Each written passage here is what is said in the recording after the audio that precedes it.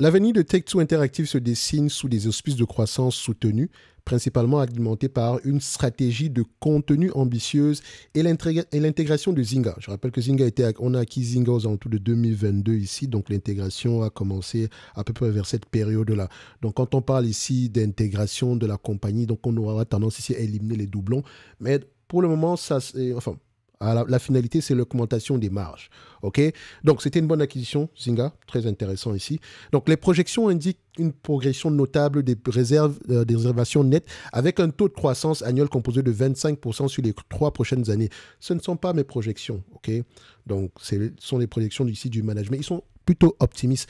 Tant mieux si ça se réalise. Et maintenant, sur quoi ils comptent pour générer ce 25% de croissance en moyenne par rapport ici aux réservations nettes. Donc, cette trajectoire ascendante est particulièrement marquée par le lancement attendu de Grand Theft Auto 6, ok, un titre conçu pour tirer pleinement parti des capacités des consoles de nouvelle génération.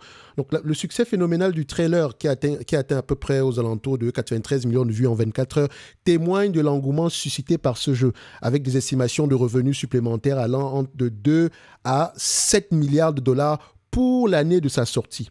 Je rappelle que ce sera au courant de cette année. Okay?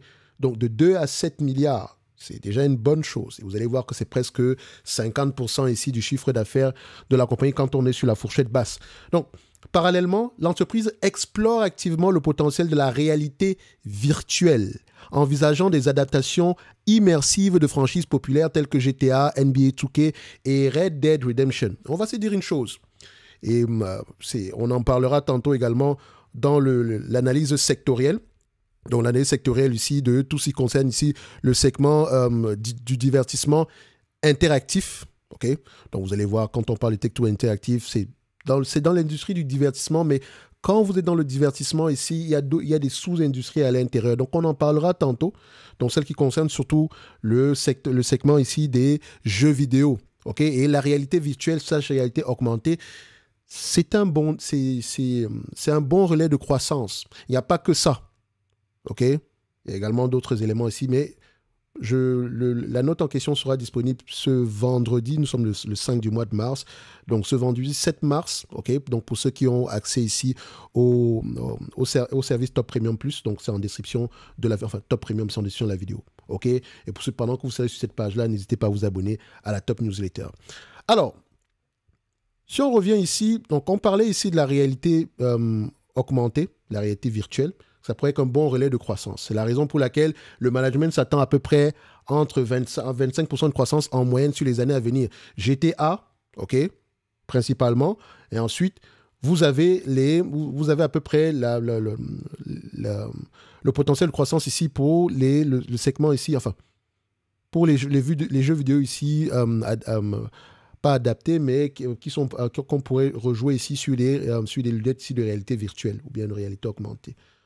Donc, sur le plan financier, les marges brutes devraient dépasser les 65% pour les exercices 2025 et 2026, soutenus par une orientation continue vers la distribution numérique, donc une source de revenus à plus forte marge. Donc, si vous regardez Electronic Arts et Take-Two Interactive, vous allez remarquer ici que la structure de coût a changé. Parce qu'on livre de plus en plus ici nos produits directement ici par téléchargement. Donc, c'est à peu près ici des ventes numériques au lieu d'avoir des CD ou ce genre de choses-là. Donc, c'est la raison pour laquelle vous allez voir que EA a plus de marge brute ici que Take-Two. Mais ils devraient avoir la même structure de coût, normalement. OK? Donc, ce qui sous-entend qu'on pourrait avoir un potentiel de croissance des marges pour Take-Two Interactive uniquement issu ici de l'efficience... uniquement ici en rendant le business plus efficient. OK? Donc après, maintenant, s'il y a une guerre des prix, etc., bon, je vous laisse aller voir ça. Donc, la marge EBITDA est également attendue à la hausse, atteignant les 24% ici d'ici 2026, grâce aux synergies découlant de l'acquisition de Zynga et aux opportunités de vente croisées. Donc, toutefois, la position de dette nette de l'entreprise s'élève actuellement à 2,4 milliards de dollars avec une consommation de trésorerie prévue de plus de 300 millions de dollars pour l'exercice 2025 dans un terme d'investissement ici, reflétant les investissements continus dans le marché numérique. Le flux de trésorerie est également disponible, donc le free cash flow devrait néanmoins atteindre les 1,5 milliard d'ici 2026. Si tout se passe bien, ok, si tout se passe bien. Encore une fois, je le rappelle. Et donc, si on prend du Tech2 Interactive, si je vous rappelle que Tech2 est actuellement sur le dernier trimestre de son année fiscale 2025, parce que l'année fiscale 2026 va commencer à partir du mois d'avril 2025. OK? Et donc, vous pouvez voir ici que les attentes sont très élevées pour la période à venir. Et ça peut être le fait ici de tous les différents éléments que j'ai cités tantôt. Donc, on continue. Alors, l'environnement de marché se révèle favorable, donc en termes sur le plan industrie, le plan de l'industrie de manière globale ici, avec une augmentation soutenue de l'engagement des joueurs depuis la pandémie, une croissance des revenus disponibles dans les marchés émergents, des expériences de jeux améliorées sur les consoles de nouvelle génération et une adoption croissante de la réalité virtuelle grâce à la baisse des prix des casques. Justement, quand on parle de réalité virtuelle, la question que vous devez vous poser, mais pourquoi est-ce que c'est de plus en plus favorable? Donc, on se rend compte ici que le fait que la technologie soit de plus en plus abordable permet ici au cas ici de réalité virtuelle de rentrer dans tous les salons. Ce qui permet ici des dépenses au niveau ici auprès de toutes les compagnies ici qui créent du contenu. Donc, la stabilité des revenus mobiles observée au second semestre de l'année renforce également cette perspective positive, même si sur le segment mobile ici, on a également assisté à un léger ralentissement. Okay? Donc, dites-vous que c'était un segment très en croissance ici, mais c'est également un secteur très saturé. Et la question que je me pose vraiment ici, c'est qu'avec l'évolution des intelligences artificielles, on pourra avoir ici des gains en termes de productivité, mais également on pourra avoir une saturation ici de ce segment-là très rapidement. Bref, c'est à voir. C'est une théorie que je lance en l'air comme ça. Donc, cependant, il est important de reconnaître que la performance des Tech2 Interactive reste fortement dépendante d'un nombre limité de franchises. Donc, les 5 principales représentant à peu près 80% ici des revenus en 2024. Et je prends ici l'année fiscale 2024, OK, pas l'année fiscale 2025, même si l'année fiscale 2025 a commencé en 2024. OK, vous avez compris ce que j'ai mentionné tantôt.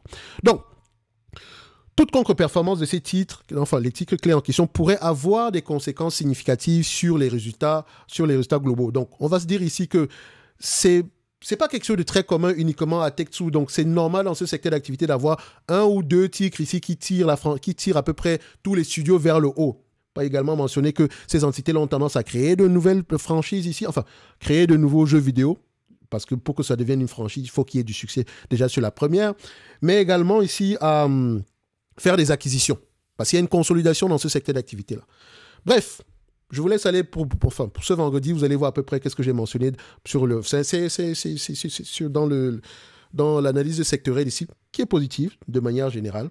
Donc, pour ceux qui sont intéressés par EA ou bien Nintendo, allez-y également regarder dans ce segment-là. Et là, nous, on va parler d'évaluation en date d'aujourd'hui. On s'est mis dans le contexte en parlant ici des derniers résultats financiers. On a parlé également des tendances qui couvrent dans le secteur d'activité en date d'aujourd'hui. Et là, on va parler d'analyse quantitative. Alors, au niveau de l'analyse quantitative, moi, je vais faire simple. Hein. On s'est dit tantôt qu'on s'attendait à 1,6 milliard de revenus d'ici 2026. OK? Le nombre d'actions devrait également... c'est bien 1,6 milliard? Juste aller regarder ça rapidement. 1,6 milliard en termes... Où est-ce que c'était? Juste pour avoir l'information ici. Les prévisions, elles sont où? J'ai pas envie. Voilà, c'était 1,6 milliard. Voilà, 1,5 milliard, excusez-moi. OK. 1,5 milliard. Ce que je fais, je viens ici, en termes de free cash flow. Hein. Donc, 1,5 milliard divisé par la capitalisation, le nombre d'actions actuellement, donc divisé par 174 millions d'actions. 174. Ça nous donne à peu près aux alentours des 8,60$ en termes de bénéfices net par action d'ici 2026. Et donc, si on va voir les free cash flow ici de 2026, c'est normalement ici, c'est N plus c'est ça, N plus 2. Ouais, c'est ça, N plus 2. Et si on va aller en N plus 3, donc 2027, vous voyez ici qu'on est presque à peu près à ce niveau. Donc, on s'attend quand même à une croissance des bénéfices nets des free cash flow de manière générale. Et donc, moi, ce que je vais faire, c'est simple. On me demande de payer en date d'aujourd'hui. OK? On me demande de payer 37 milliards 500. Un business qui pourrait me rapporter 1,5 milliard de free cash flow aux alentours de 2026. 2026, c'est pas loin. Ça donne 4% de rendement. Donc, ça veut dire que l'entreprise s'échange aujourd'hui à 25 fois les bénéfices de cette période-là. Est-ce que c'est un deal? Quand je compare ici, pour moi, ce n'est pas l'opportunité du siècle. Parce que les attentes ici, il y a énormément d'attentes qui sont déjà au niveau des prix, en date d'aujourd'hui, notamment avec le fameux GTA. Et quelqu'un me posait la question tantôt dernièrement, à savoir, vu que GTA va bientôt sortir, est-ce que ça vaut la peine d'acheter cette compagnie-ci en date d'aujourd'hui? Je pense que le prix, où est-ce que c'était? Voilà, il disait ceci. Pour Take-Two, dès que le jeu sort, vaut mieux vendre, enfin déjà le jeu, il faut déjà préciser lequel, mais je pense qu'il parle ici de GTA, parce que tout le monde ici réduit Take-Two Interactive à GTA. GTA peut faire un flop, hein. Et après, l'entreprise devra néanmoins continuer à survivre. OK? Donc, il faut également le mentionner pour avoir des bugs, ce genre de choses-là. Donc, il dit ceci. Pour Take-Two, dès que le jeu sort, vaut mieux vendre 24 heures après ou attendre... C'est sa question. Donc, quand le jeu sort, vaut mieux vendre 24 heures après la sortie du jeu ou attendre. Et s'il faut attendre, combien de temps et en fonction de quoi? Vous savez déjà que cette chaîne ne répond pas à ce genre de questions. Dans le sens où la question combien de temps et en fonction de quoi va dépendre de ta compréhension du business en lui-même. L'analyse actuellement ici est positive. OK? En termes de chiffres, en termes de croissance. Mais combien est-ce qu'on est prêt à payer tout en se gardant ici une marge de sécurité? Le fait que tu vendes 24 heures, on s'en fout littéralement parce que le marché a déjà pris en considération le fait que GTA sera un succès. Alors qu'il n'est même pas encore sorti. Et le contraire peut arriver. Donc on peut avoir des déceptions. Souvenez-vous, FIFA, ça ne s'est pas si bien passé pour Electronic Arts, qui dépend énormément de cette franchise-là. OK? Donc, je ne te dirais... Enfin, pour moi, c'est pas à moi de te dire si tu dois attendre, si tu dois acheter ou quoi que ce soit. Tu te forces ton propre avis ici en lisant les rapports financiers. OK? En écoutant les conference calls. D'accord? Prends ton temps. Si la compagnie t'intéresse, c'est exactement ce que tu dois faire. Faut jamais poser ce genre de questions-là sur Internet ou bien dans un forum en question. Rajoute des éléments derrière que voici ce qui m'intéresse sur la compagnie. Si ce n'est que par rapport au jeu, ça ne sert à rien. OK? Donc, parce qu'il y a déjà eu une certaine anticipation, une certaine hype. Donc, pour revenir ici à l'évaluation quantitative, on va faire ça, même si je la prends à 25 fois les bénéfices en date d'aujourd'hui. Donc, c'est-à-dire que si je la prends à 1,5 milliard, attendu en 2025, à 25 fois les bénéfices, ça donne combien? 37 milliards 500. C'est qui correspond à la capitalisation boursière en date d'aujourd'hui. Est-ce qu'on va se dire que c'est sous-évalué, surévalué? Pour moi, je dirais que le prix est déjà à un niveau assez élevé pour moi. Et il peut ne pas avoir de succès pour ce produit-là. Donc, il faut faire très attention. Quel serait le prix à partir duquel moi, je pourrais être à l'aise avec cette compagnie? Aux alentours de 150, en dessous des $150 ici. Je dis bien en dessous. Et encore, entre les deux, entre Take-Two Interactive et EA Games, je préfère EA Games qui me semble moins surévalué en date d'aujourd'hui par rapport à Take-Two Interactive. Mais généralement, il y a un problème. Enfin, quand le marché vous présente ce genre d'opportunité, c'est parce qu'il y a un problème. Donc, ce n'est que mon avis par rapport à Take-Two Interactive. Et nous, on se donne rendez-vous sur la prochaine vidéo. Un like, un abonnement, un commentaire, ça fait toujours plaisir. Et pour ceux qui veulent avoir accès à l'analyse sectorielle ici, elle sera disponible ici le 7 du mois de mars dans le service Top Premium en description de la vidéo. Il y a également d'autres éléments dans le service Top Premium, d'accord? Et nous, pour nous ici, Take-Two Interactive, il y a de bonnes chances que ça se passe bien dans le futur, du point de vue business, mais également, est-ce que c'est un bon prix? Vous avez mon avis et j'attends le vôtre ici en commentaire. Merci, au revoir. Et n'oubliez pas, je me réserve royalement le droit de me tromper, d'accord? Prenez ça ici pour du divertissement et non comme conseil d'investissement.